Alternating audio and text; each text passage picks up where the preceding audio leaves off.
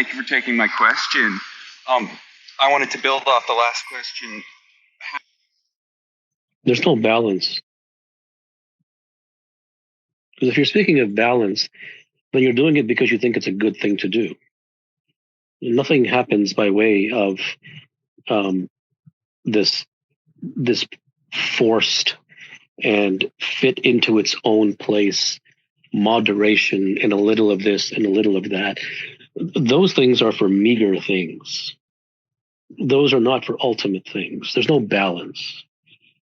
It is about what one truly desires in a savage way more than anything else.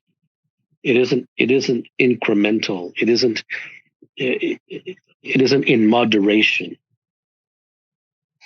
Those are for common worldly things. They are not for things that are otherworldly and ultimate.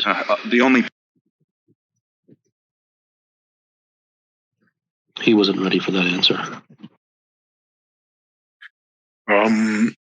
With regards to exposure, how deeply do the things we're exposed to affect us? So, well, if you examine your own life, what you have been exposed to is the world, your whole life, for however many years you've been alive. The world, society, its principles, its tenets, all the things that the people around you told you, all the things that your friends told you, the things you read in books, the things you watched in the media, all the things that you've been exposed to. Look into your own mind. Just look at the things that you say and speak. Look at your behavior patterns, and look specifically at what you have not accomplished, be it in the professional, but more importantly, in the realm of life. And that will tell you how deeply the exposure has affected you. Would you describe meditation as going back to source or checking in with source? You're not ready for any real response because you are too blindfolded and brainwashed by spirituality. Even if I realize that every time I lie in my voice in the head, like my thoughts are in aligned with what I actually want, right? And my mind is always lying. It still feels as if there's still an I there, right? So isn't it I that justifies I?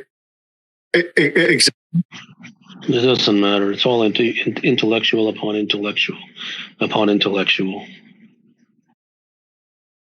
Hello, sorry, could you hear me?